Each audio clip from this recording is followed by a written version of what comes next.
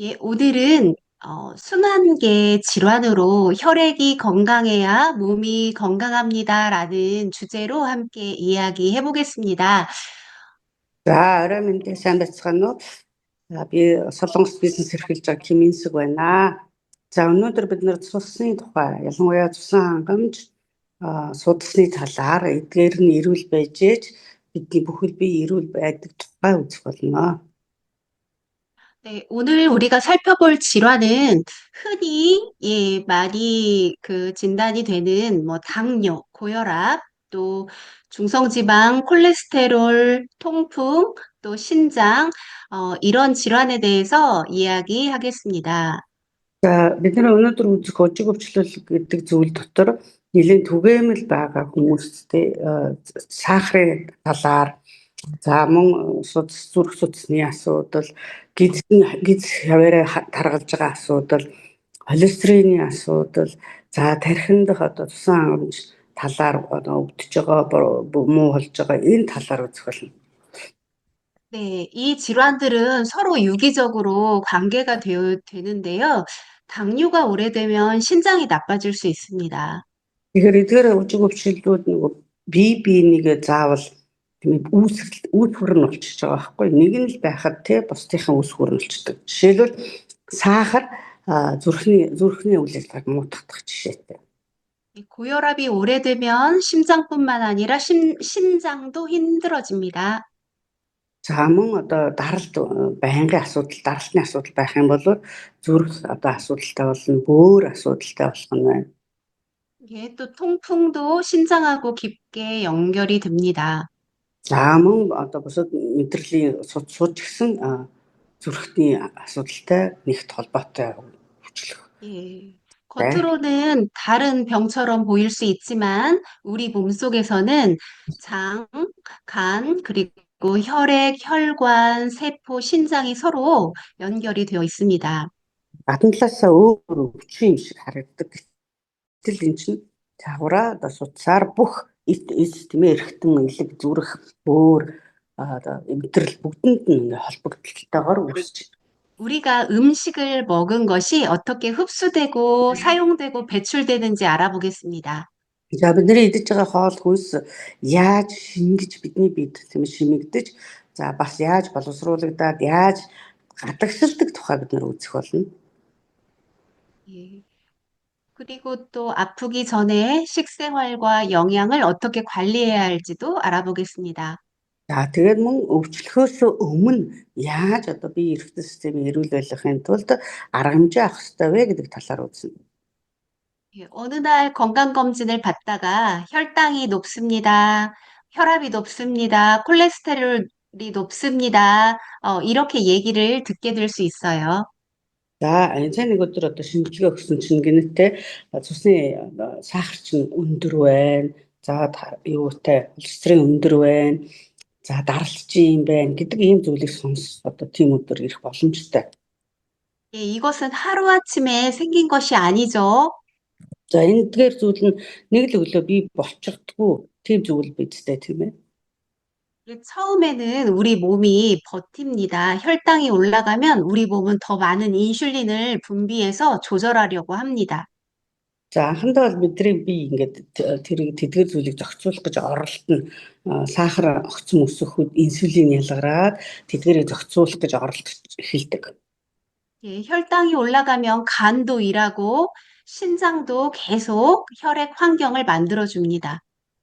За сахар цусан дах сахар ихсэх үед элэг маш ихээр ажиллаж эхэлдэг. За мөн бөөрийн үйл ажиллагаа ч гэсэн шүүлт хийгээд ажиллаж эхэлдэг байна. 예, 안 좋은 이런 식습관, 생활 습관이 계속되면 결국은 우리의 혈관과 장기의 부담이 커집니다. За буруу хоолтой ингээд байнга явсаар байх юм бол явандаа судас тийм ээ бусад эрхтнүүдэд асуудал үүсэж эхэлдэг. 예, 우리가 매일 먹는 음식은 어떻게 처리되는 걸까요? За бидний идэж байгаа хоол өдөр тий яаж боловсруулагдаад байгаа юм бэ? 예, 우리가 오늘 아침에 먹은 음식을 한번 여러분들 따라가 잠시만요. 보겠습니다. За өнөөдөр одоо бид нар өглөө идсэн зүйлийг хаашаа яаж явчих вэ гэдэг талаар нэг харъя. 음식은 소화 과정을 거쳐서 작은 영양소 형태로 쪼개져서 장에서 흡수됩니다. За бидний идэж байгаа хоол одоо гидсэнд очоод жижигхэн хэлбэрт ороод амин дэм шин тэжээл болоод шимэгдэж эхэлнэ. 예, 그 다음에 간으로 가는데요. 간에서는 이 영양소를 필요한 형태로 바꾸고 저장하고 대사를 합니다. За тэгээд нөгөө жижигхэн зүйл маань илэг рүү орчихно. Илэг түүнийг хуваарлж эхэлнэ. Хаана ямар газар хэрэгтэй вэ? Яг тэр хэлбэрт нь оруулаад за мөн одоо зохицуулаад одоо хуваарлаж өгнө. 네, 그 다음은 혈액이 산소와 영양소를 혈관을 통해서 온몸으로 운반합니다.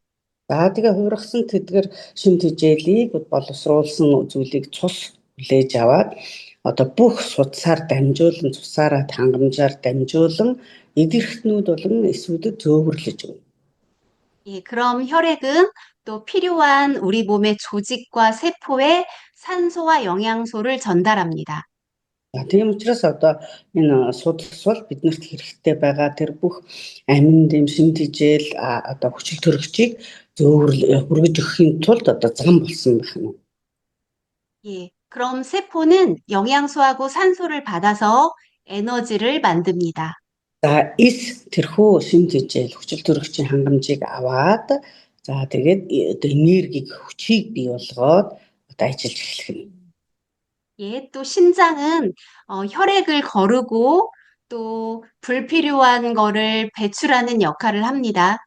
За тэгсэн бөөр болохоор одоо тэр хүлээж авсан зүйлээ зохицуулаад бас хэрэггүйг нь ялгаж эхлэх нь.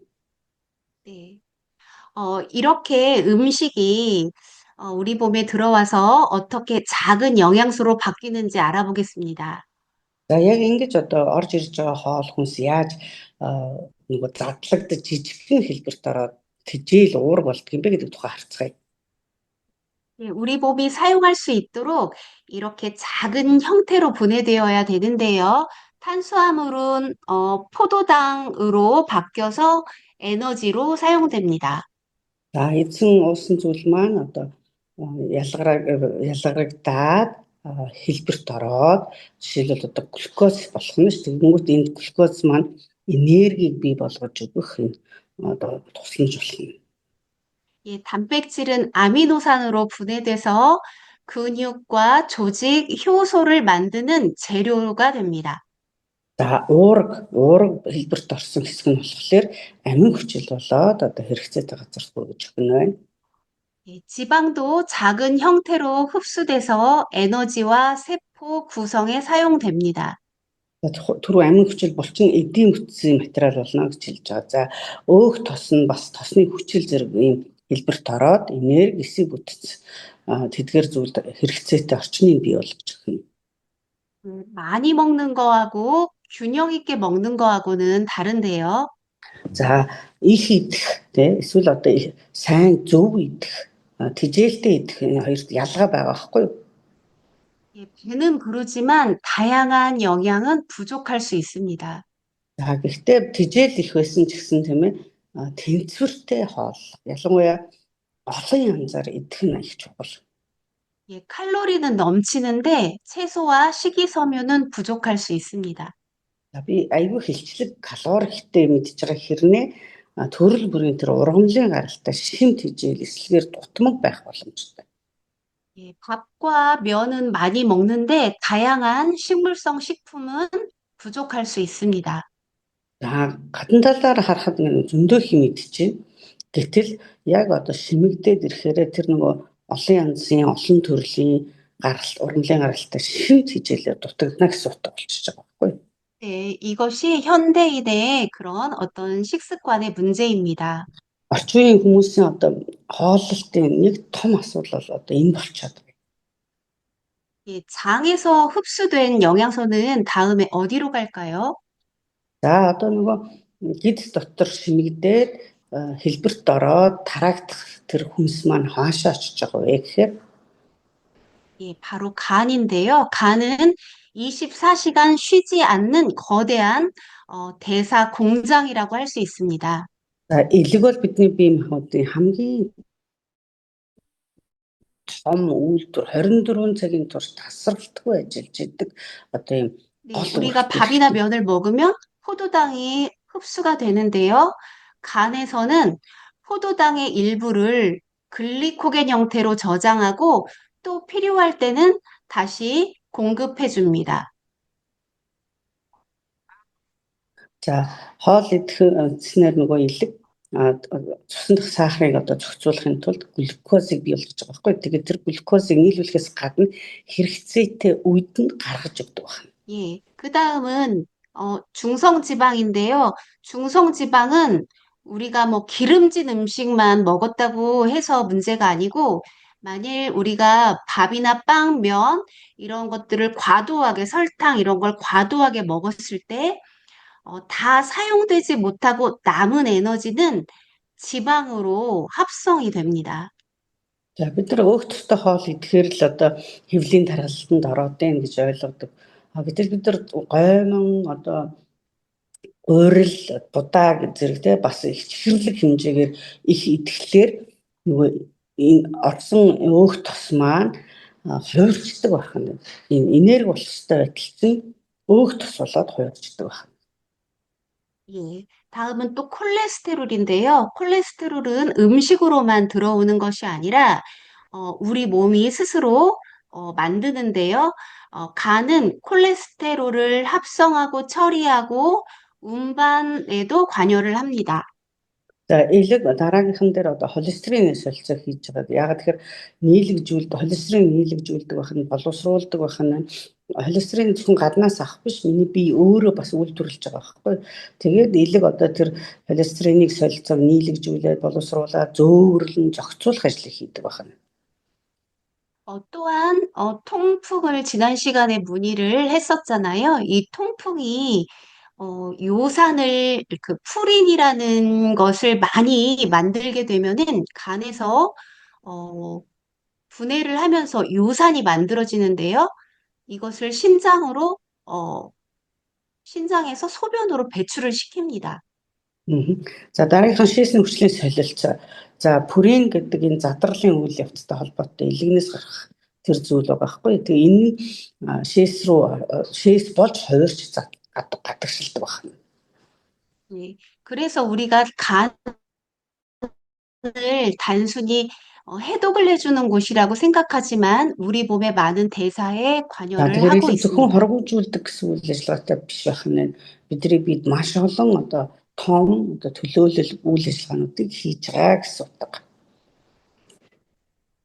예, 간에서 처리된 영양소와 여러 물질들이 우리 온몸으로 어떻게 За 이동할까요? одоо элэгний боловсруулаа үйлдвэрлэсэн тэдгээр зүйлс маань бидний биеийн хаагуур одоо дамжиж тархдаг вэ?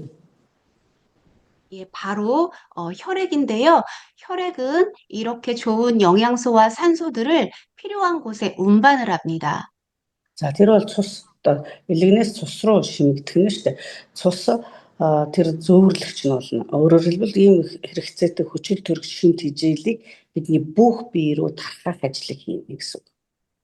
또한 혈액은 호르몬과 면역 세포도 이동시킵니다. За мөн энэ цус маань даавар болон дархлааны эсүүдийг одоо хөдөлгөж ийш нь тийш нь шилжүүлж идэг байна. 네, 또 조직에서 나온 그런 대사를 하고 난 그런 노폐물도 처리하는 것에 운반을 돕습니다. За мөн одоо хэрэгцээгүй одоо энэ бол бохирдол байна гэж үзсэн зүйлийг одоо мөн зөөвөрлөж тэр гадагшлах хэсэг рүү хүргэж өгнө. 네, 우리가 좋은 영양을 섭취를 해도 이것이 조직과 세포에 전달이 잘 되는 이 과정은 매우 중요합니다. За бид нар сайн мэдж байгаа ч гэлээ миний бие маань энийг хүлээж аваад энэ сайхан шин тэжээлийн хүчил төрөгч очих хэвээр газарт нь тээвэрлж хүргэж өгч чаддаг байх нь чухал байгаа байхгүй юу? 예, 우리의 뭐 뇌, 신장, 근육, 뭐 또 신장 모두 다 혈액이 필요합니다. За бидний биеийн бүх л одоо тэ тарих, элэг, зүрх, бөөр Бүгдээрээ энэ цусан хангамжаар дамжуулагдсан бүх зүйлээ хүлээж авч байгаа. 예, 혈액이 이동하는 길이 바로 혈관이죠. За тэгэхээр тэр цус ингээд дайран явдаг тэр зам нь бол судас шүү дээ. 이 혈관이 손상되면 어떻게 될까요? Судас одоо гэмтсэн те одоо өөрчлөлтөнд орсон байвал юу болох вэ? 예, 정상 혈관을 보고 있고요. 또 우리 혈관에 내피라는 것이 있습니다. За бидний одоо эхний зураг дээр хэвийн судас харагдчихэв. За мөн хоёр дахь зураг дээр болохоор бидний цуцсанд ханд тийм ээ хэрэггүй зүйл нь алдсан байгаа харагдаж байгаа. 음, 혈관 내피는 이 LDL 콜레스테롤 이런 것들이 쌓이고 염증이 시작이 되면서 이렇게 내피가 손상이 됩니다. За мөн энэ LDL буюу одоо муу холестерины хуримтлал энэ судасны хаманд үүссээр сүлдээ өрөвсөл байдалд шилжээд тэгээд одоо судсыг нарийсах, хатууруулах, гэмтэх ийм одоо зүйл үүсдэг байна.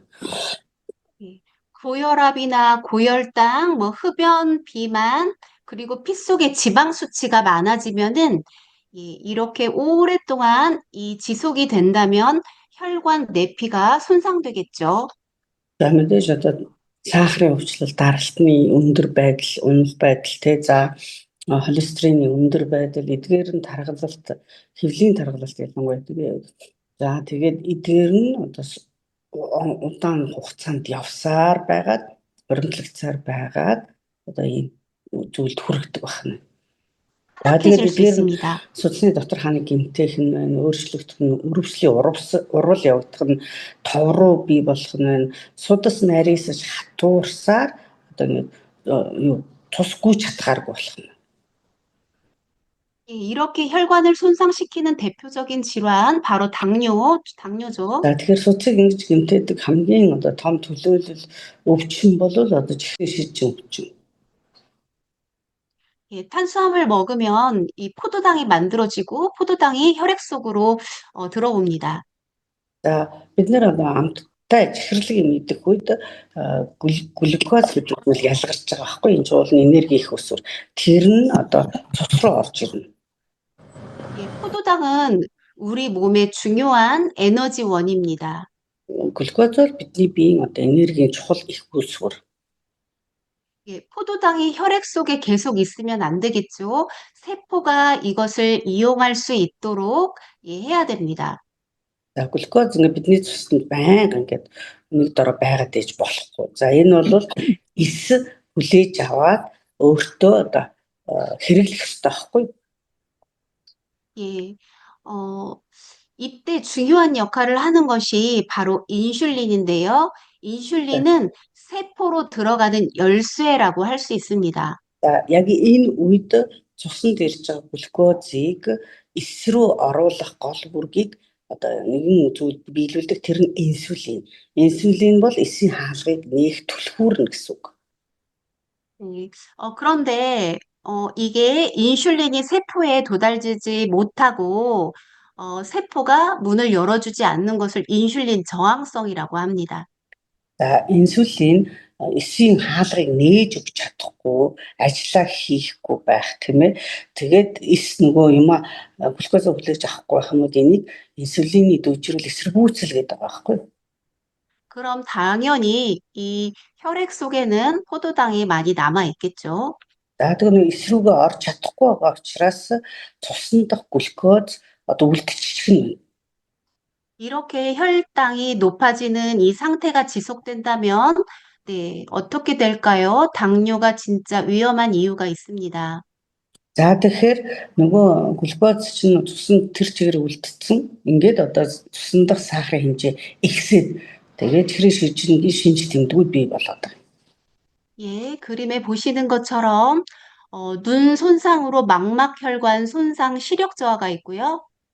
За нүдний одоо судсыг гэмтээж тийм ээ одоо энэ зураг дээр харуулж байгаа шиг нүдний одоо арын тэд хараа одоо юу гэдэг бүгдэнд байдаг нүдрэл судсуудад нөлөөлж байгаа гэсэн үг. 예, 신장 손상, 네, 단백뇨가 발생할 수 있고 신장에서 거르는 여과 기능이 손상됩니다. За бөөрөн дээр болохоор мөн ачаалал өгч जैन. Бөөрийн үйл ажиллагаа буурч जैन. 예, 손발이 저리고 감각이 둔화되고 통증이 발생하는 신경 손상이 있습니다. За мөн мэдрэлд нөлөөлдөг одоо гар хөл үзүүрүүд нь тийм ээ бадаарах, мэдрэх чадвар буурах, за энэ тэнд одоо өвдөлтүүд явагдах. 네, 또 감각이 저하돼서 상처를 늦게 발견해서 발에 합병증이 예, 그렇게 생길 수 있습니다. Тэгэхээр нөгөө мэдрэх чадвар буураад өвдөлт нэмэгдэхлээр чинь энэ чинь хавсарсан өвчлөл үүсэж эхэлж байгаа байхгүй. 네, 또 심혈관 질환하고도 깊은 관계가 있죠. За мөн одоо шарах идэвхгүй байх тийм ээ. Энэ нь хөлн дээр ялангуяа их гарч байгаа. 예, 그래서 당뇨는 심해지기 전에 꾸준히 관리를 해야 합니다. За зүрх тарих судаснд нөлөөлн тийм учраас одоо чихрийн шижинг өндөр болох одоо эрсдэлтэй болохоос өмнө арга хэмжээ заавал авах хэрэгтэй гэсэн санаа юм. 고혈압이 왜 무서울까요? 많은 분들이 혈압이 높아도 특별한 증상을 못 느낍니다. За хүмүүс даралт ихсхийг одоо аюултай гэж их бододгоо. Ингээл өндөр даралтай явцгаагаа л идэг.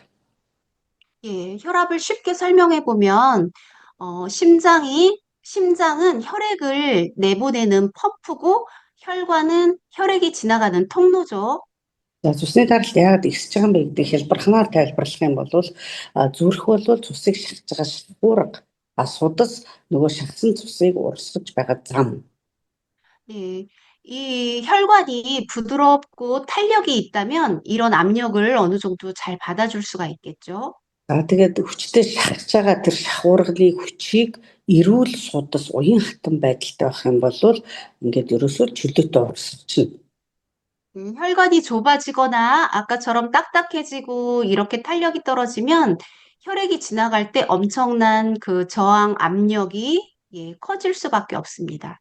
За тэгтэл нөгөө шахсан цусыг ингээд урсгах, чөлөөтэй урсгахын оронд хатуурсан эсвэл одоо бөглөрсөн эсэргүүцэл үзүүлээд байх юм түрүүний ярьсан шиг те зурган дээр харуулсан шиг байх юм бол одоо энэ эсэргүүцэл нь одоо даралтыг өгж байгаа учраас өвдөж мэдрэх боломжтой.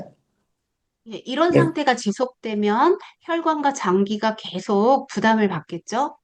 За ингээд даралт цусны даралт ихсэхээр судас болон эрхтнүүдэд байнга ачаалал үүснэ шүү дээ.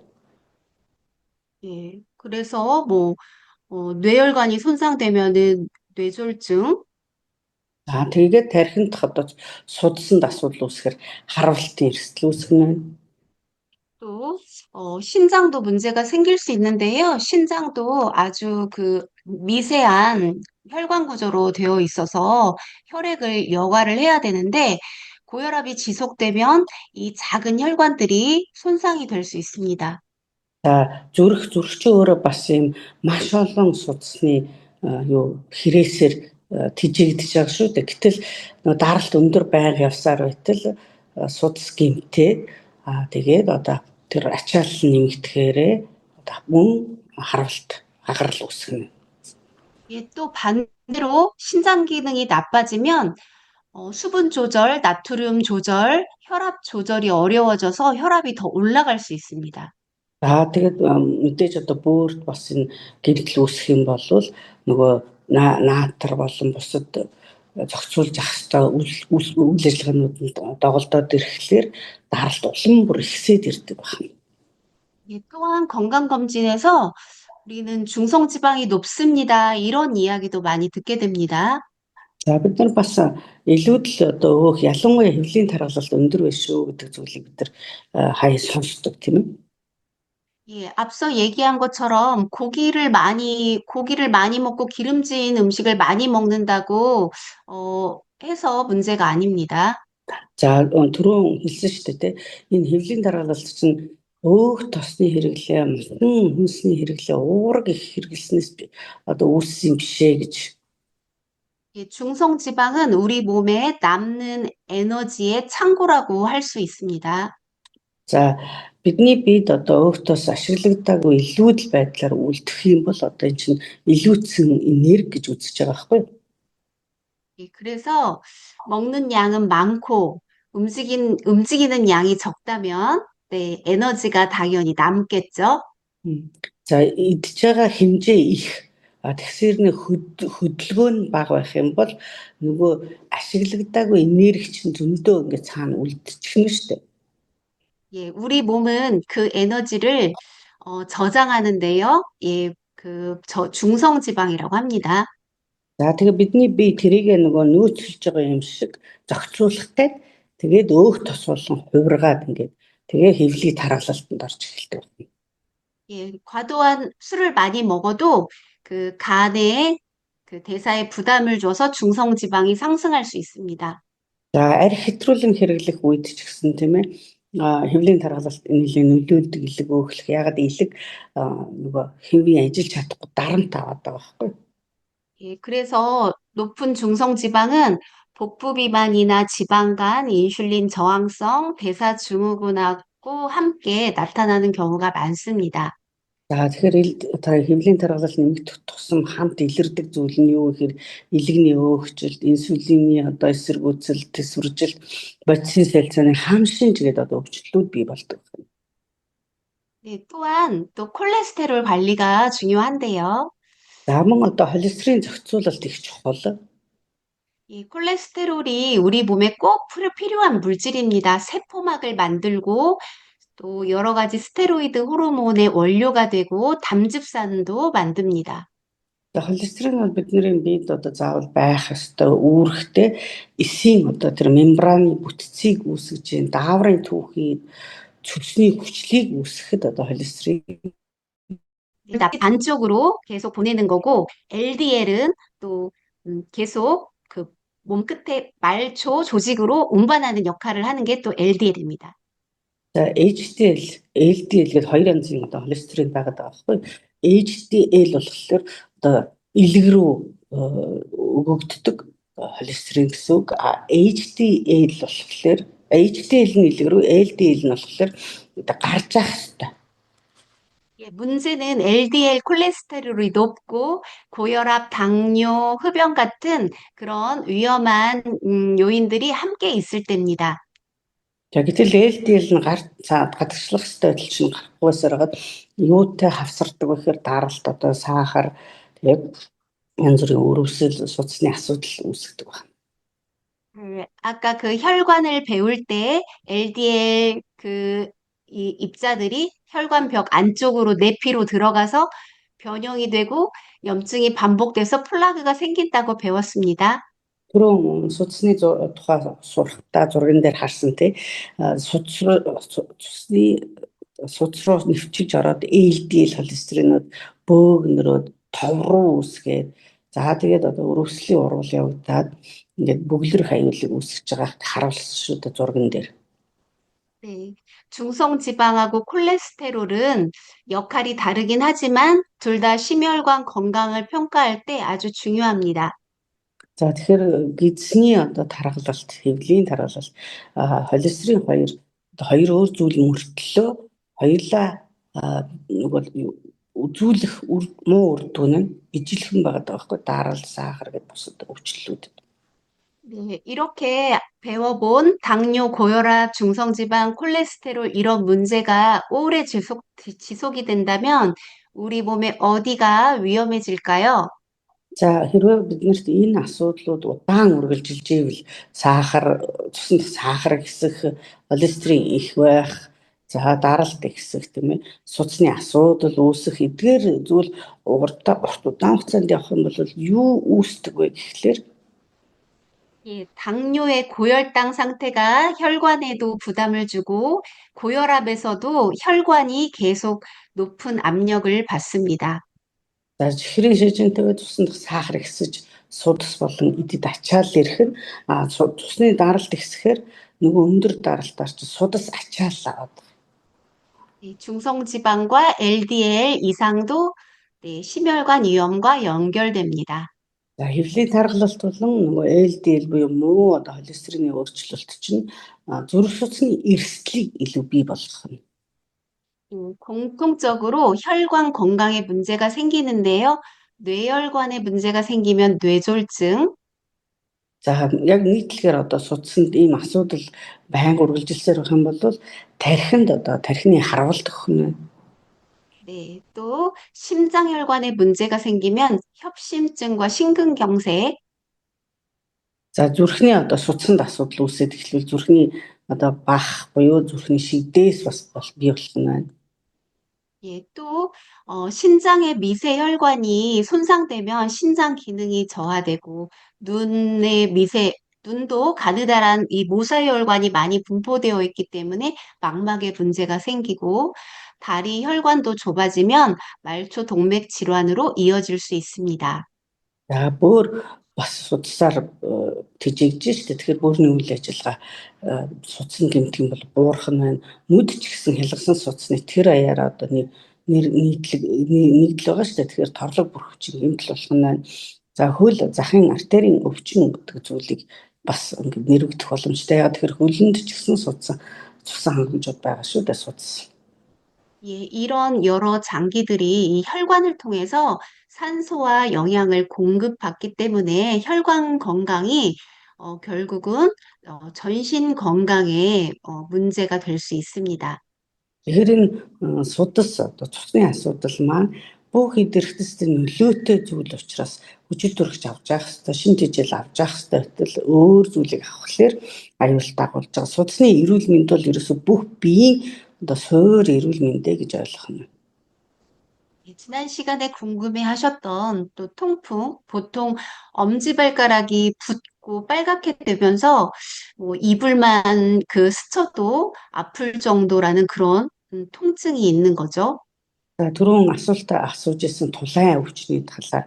Тэгээд энэ чинь нөгөө тулай бол хөлийн хуруу ингээ хавдаж улааж одоо өрөвсөл шиг те бий болох нь шүү дээ. Энэ үед хүнжил нөмрөхөд хүртэл одоо тийм зөөлөн зүйл хүрэхэд хүртэл өвддөг юм эмгэг байх нь. 네, 퓨린이 대사되면서 요산을 만들고 혈액 속에 이 요산은 신장을 통해서 소변으로 배출이 되어야 되는데요. 너무 많이 만들어지거나 요산이 또 충분히 배설되지 못하면 혈액 속에 요산 농도가 높아지면서 이렇게 통풍, 발작이 생길 수 있습니다. За тэгэхээр энэ пүрэний солилцоо буюу энэ пүрийн гэдэг зүйл ялгараад хийсний хүчил болоод цусаар дамжин зөөврлөгдөд бөөрөнд очиод тэгээд цааш гадагшлах хэвээр ялгараад гарч явах хэвээр энэ үйл ажиллагаа тэнцвэр нь алдагдтал нөгөө гиперурокеми гэдэг одоо энэ талс байна л да одоо энэ нь үений өрөвсөл бий болгож одоо тулаан сэдрэл буюу өвдөлтийг өгдөг байна. 네, 이렇게 통풍이 있는 분은 요산 수치만 보는 것이 아니고 신장 기능도 함께 확인해야 되고 이 통풍이 비만, 고혈압, 당뇨, 또 이제 중성지방 뭐 형태라든지 이런 대사증후군과 함께 나타나는 경우가 많습니다. За тэгэхээр энэ тулай өвчтэй хүн байх юм бол цус бөөрийн асуудал илэг болон тий эдгэрхтийн энэ бодис солилцоо ямар байгаа гэдэг хамт авч үзэх хэрэгтэй байгаа байхгүй. 네.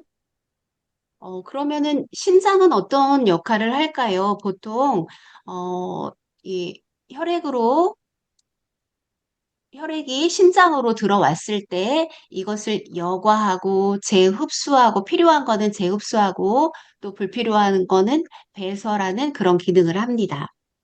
За тэгэхээр бөөр бол одоо цуснд орж ирсэн тэдгээр нэгдлүүдийг одоо шүүдэг. Тэгээд хэрэгтэйг шимэгдүүлж аваад хэрэггүй бодисуудыг буцаагаад одоо гаргаж явах, ялгаж явах зохицуулттай. 이 신장은 수분, 나트륨, 칼륨 같은 그런 전해질의 균형을 조절하고 혈압 조절에도 관여한다고 배웠죠. За бөөр бол одоо тэр наатар болон тийм натриум, кали тэгээд юг зохицуулж идэг байна энэ нэгдэл бодисуудыг. шингэнийг бас. 당뇨가 네, 당뇨가 오래되면 이렇게 신장에 아주 이 분포되어 있는 가느다란 이런 모세혈관, 이런 여과 구조가 손상될 수 있습니다. Тэгээд нөгөө цусны даралтын тэнцвэр алдагддаг байх нь байна. За хэрвээ чихрийн шижүүгч удаан явах юм бол энэ бөөрөн дэх цуцсан одоо ялгсан судас байна те тэдгээр нь гэмтэж эхэлдэг байх нь. 예, 고혈압이 오래되면 또 신장이 부담을 받고 또 심장 기능이 나빠지면 혈압 조절도 어려워집니다. За одоо сарын цусны дарал өндөр яваад байх юм бол нөгөө бөөрийн судас бас ингээд ачааллаад гэмтэхээс гадна буцаагаад нөгөө бөөр маань өөрөө цусны тэр дотоод орчныг зохицуулж чадхаа болчихж байгаа. 예, 신장은 혈액의 환경을 조절하는 아주 중요한 기관입니다. Өөрөө л одоо тэгэхээр цусны тэр орчныг зохицуулж байгаа гол эрхтэн баг байхгүй юу? 그래서 우리가 줄일 것과 늘릴 것, 또 신장 건강에 도움이 되는 것을 예, 이렇게 정리했습니다. За тийм учраас бид нар одоо эрүүл мэндэд тэнцвэртэй яаж хооллох вэ? Юуг нь нэмэх вэ? Юуг нь багасгах вэ гэдэг зүйлийг ингээд боловсруулж тавьсан. 예, 특히 신장 기능이 이미 떨어진 분들은 고단백 식사를 함부로 해서는 안 되고 또 물도 무조건 많이 마시는 것이 아니라 어, 적절한 또 그런 양을 마셔야 됩니다. За хэрвээ бөөрийн асуудал үүссэн байх юм бол одоо бид нар мэдээж уур хэтрүүлэхгүй байх, давс хэтрүүлэхгүй байх, арх хэтрүүлэхгүй байх, бөөрийн үйл ажиллагаанд тохируулсан усыг одоо хэрэглэж явах хэрэгтэй. 예, 또한 뭐 술, 맥주 이런 거라든지 또 요산 수치와 신장 기능을 또 확인을 해야 됩니다. За өөрөөр бид нар бөөрийнхөө одоо бүхий л тэр байх ёстой хэвийн хэмжээнд байна уу гэсэн үзүүлэлтийг шалгаж мэдж явах хэрэгтэй. Арх давс бол ерөөс хамгийн хориотой их хэмжээгээр бид нар илүү хэрэглээд байдаг. Тэгж болохгүй гэсэн үг. 네. 오늘 배운 질환들은 대부분 초기에 뚜렷한 증상이 없기 때문에 증상이 없다고 해도 이렇게 자신의 상태를 꾸준히 관찰을 하고 이런 또 검사를 해봐야 합니다. За мэдээж анхандаа шинж тэмдгээрээс үзэгддэг өнөөдрийн нөөж өвчин ч ерөөсө чимээгүй байж байгаа л гин тий аль хэдийн хүндэрсэн байдаг бахан. Тэгэхээр өөр дээрээ ийм одоо юу хийж хяналтыг тавьж сурах хэрэгтэй. 네, 콜레스테롤, 정상 혈압, 또 정상 혈당, За хэвийн одоо холестерины тоо ийм байх нь байна. Хэвийн цусны даралт ийм 120-80 байна. Хэвийн цусан дахь сахарын үзүүлэлт ийм байх нь гэдгийг мэдэх хэрэгтэй. 또한 혈관이 혈관이 건강한 기능과 탄력성을 유지하는지 체크하고 또 혈전의 위험 요인이 없는지 생각해야 하고 또 혈액이 원활하게 흐르는가, 예, 이것을 중요하게 생각해야 합니다. За миний цусны одоо бүлэн хэр байгаа болоо тий задрал нь цусны уян хатан чанар хэр байгаа болоо цусны эргэлт хэвийн одоо эргэлдэж чадчих уу гэд ийм зүйлсүүдийг өөр дээрээ анзаарч харж хянах хэрэгтэй. 예, 우리가 지난번에 배워봤던 그 헤밀리안 스타트팩의 순환 케어팩이라고 배워봤죠. За бид нар өмнө сурсан тий судасны эргэлтийн багц гэдэг одоо энэ эхлэлийн багцыг одоо жишээлбэл судасны эргэлтийн багц дээр ингэж одоо бэлтгэсэн байгааг. 이 혈관과 순환을 관리하는 집중 케어로 발화생식으로 기본 영양을 채우고 프리맥과 오메가3가 혈행 개선과 항산화 작용을 도와서 혈관과 순환을 동시 관리하는 예, 그런 팩입니다. За энэ багцанд одоо соёолуулсан хүнс буюу үндсэн шин тэжээлтэй хоолоороо шин тэжээлийн өгөх нь байна. Премекер болохоор омега 3 2-оор цусныхаа эргэлтийг сайжруулах нь байна. За ингэснээрээ судасны урсгал болон судасны хан мөн эсийн төвшөнд хамгаалагдах суурь болно гэсэн үг. 예. 지금 이제 우리가 그 생식에 대해서 좀 알아볼 텐데요. За одоо бид нар нөгөө үндсэн шимт амьд шимт хоолныхаа талаар жоохон нэмээд одоо мэдэж авъя. 뭐 당뇨, 고혈압, 중성지방, 콜레스테롤, 통풍, 신장 이런 것들을 다 알아봤는데 공통점은 우리가 매일 무엇을 먹느냐, 그것이 되게 중요하고, 예, 많은 영향을 끼칩니다. За бид нар сая өндөө судасны талаар цусны даралт, сахарын өвчлөл, холестерин гэдэг ингээд тиймээ сурлаа. Чухал зүйл нь бид нар одоо юу идэж байгаа вэ? Тэр идэж байгаа зүйл надад юу би бүтээгээд байгаа юм бэ гэдгийг мэдэх нь их чухал. 예, 생식을 왜 먹어야 되나요? 당뇨가 있는 분들은 혈당이 빠르게 올라가는 그 식사를 반복하지 않아야 되는데요. 이제 생식은 뭐 곡류, 콩류, 채소류 이런 식이섬유가 예, 아주 풍부하고 정제탄수화물 중심의 식사를 다양한 식물성 식사로 할 수가 있습니다. Сахарын цусан дахь сахарын одоо өвчин буюу одоо сахарын хэмжээ өндөр ихсдэг хүмүүс өдөр бүр одоо энийг ихсэхгүй байхын тулд анхаарч явах хэрэгтэй. Тэгэхэд тулд одоо энэ соёолж буюу маш олон төрлийн ургамлын гаралтай түүхий дээр найрагдсан ийм шин жижиглэр баялаг үрт ургамал тийм ээ эдгээрийг одоо хэрэглэснээрээ цусан дахь сахарын хэмжээ одоо огцом өсөхгүй доктортой байх үнсийг бий болгож байгаа. 예, 고혈압인데 왜 생식을 먹어야 되나요? 혈관이 오랫동안 높은 압력을 받은 상태를 우리가 고혈압이라고 배웠죠. 그래서 짠 음식, 가공된 음식 이런 거를 줄이고 다양한 식물성 식품을 섭취하는 식생활이 중요한데요. 아주 생식이 적합해서 혈압과 혈관 건강을 생각하는 예, 그런 제품이죠. За үндсэн хоол одоо даралттай хүмүүс яг идэгдэх хэрэгтэй юм бэ. Түрүү сурсан шүү дээ. Даралт гэдэг бол судсанд ирж байгаа маш их хэмжээний тэр шахуургаар ирж байгаа зүсийг эсэргүүцээд байгаа зүйлээ.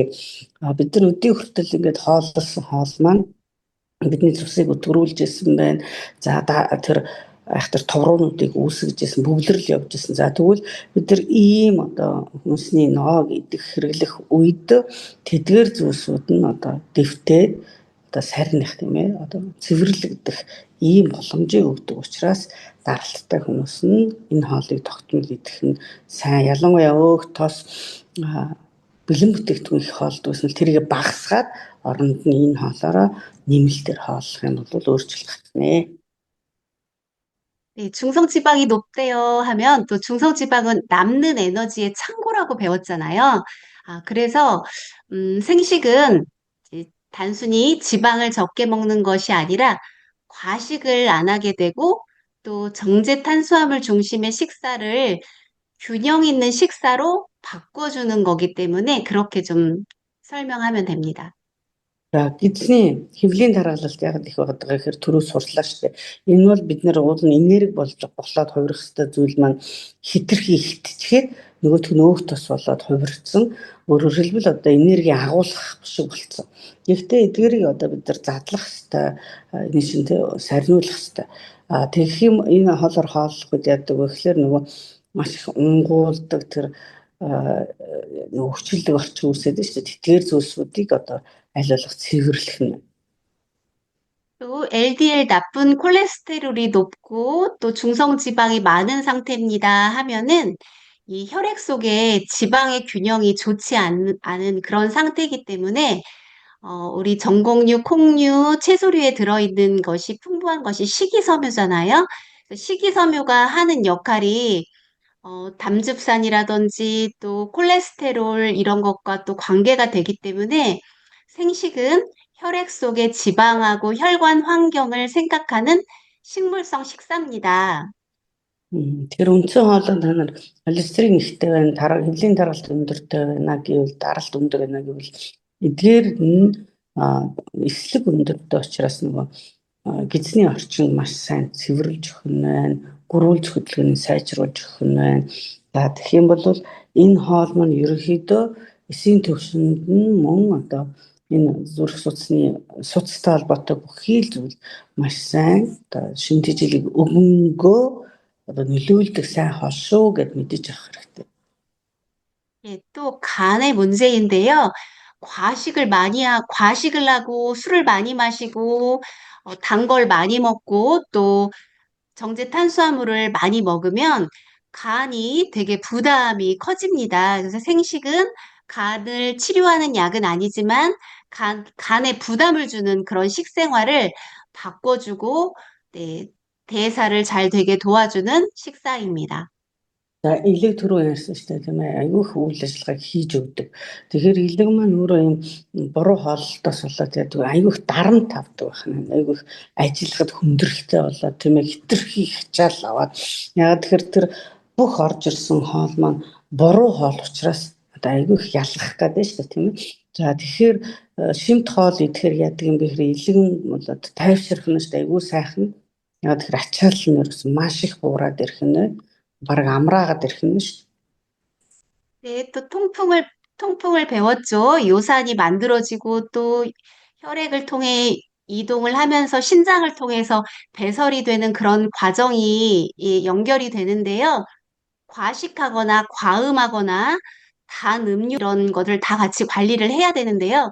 뭐 통풍을 치료하는 것은 아니지만 생식은 요산이 상승되지 않게 또 잘못된 식사 환경을 바꿔주는 데 도움을 줍니다. За түрүүн тулаан өвчний тухай мөн үзсэн. Ерөнхийдөө шээс ялгарахтаа одоо хэтэрхий хүчлэг болох тийм ээ. Мөн цусаар явж байгаа бөөр рүү очиж байгаа тэдгээр зөөвөрлөж байгаа зүйлсүүд нь одоо нөгөө таарахгүй шүү хүчил өндөр болчиход.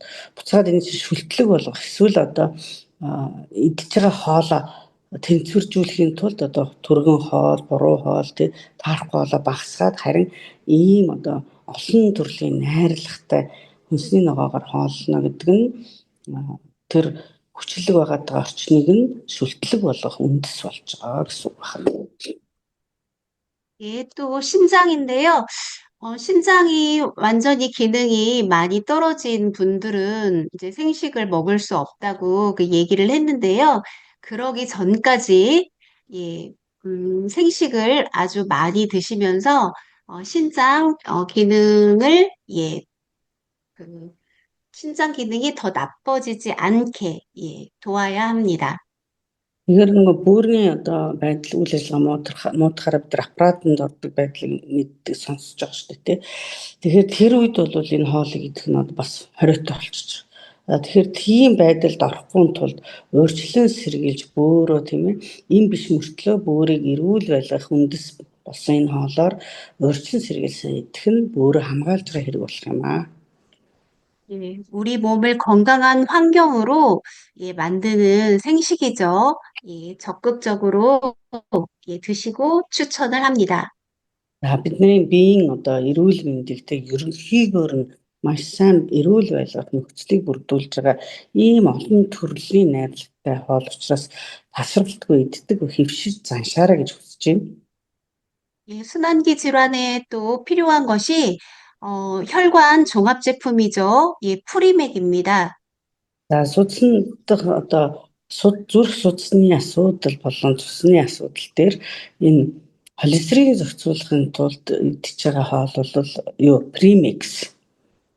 예, 앞서 우리가 콜레스테롤에 대해서 배웠죠. 예, 그 홍국과 옥타코사놀이 들어 있는데요. 홍국의 총 모나콜린 K가 혈중 콜레스테롤을 개선하는 데 도움을 주고, 옥타코사놀은 지구력 증진에 도움을 주는 기능성 원료입니다. За түрүүн бид нар холестерин тухай сонссон шүү дээ. Энэ чинь уул нь эрт хүч байхгүй. Гэтэл бид нар энийг одоо алдагдуулах юм бол би хүчгүй болох юм байна, даралт ихсэх юм. За холестерин өндөр болох юм. За тэгвэл энэ үндсэн гол найрлага нь улаан мөвгөнцрийн дононтог байгаа юм л да. Тэр дотор нийт моноклин K гэдэг одоо бодис байгаа. Энэ бол цуснд холестерин түвшинг зохицуулдаг, тусалж өгдөг. За мөн октоказанал гэдэг ийм тос агуулсан. Энэ бол чихрийн шижигээс гаргаж биш чихрийн нишингээс гаргаж ургамал штэ тийм ээ. За тэгвэл энэ октоказанал бол хүний тэсвэр хатуужлыг сайн нэмэгдүүлж өгөхөд тусалдаг. 또한, 혈액의 흐름이 좋아야 되고, 혈전에 대해서 그 중요한 것을 말씀을 드렸는데요. 나토자임즈 원료가 들어가 있어서, 예, 혈전 용유에 도움을 줍니다. За мөн одоо нэмэлт ийм зохис найрлага бас байдаг. Жишээлбэл НАТО Займс гэдэг одоо найрлага байна. Одоо өөрөөр хэлбэл хорвоожүүлдэг одоо цусндах бүхий л тэр байх ёстой өтгөрөх байдлаас ч гэсэн одоо бас юу яаж өгнө шүү дээ. Харгалзан тусалж өгнө шүү дээ.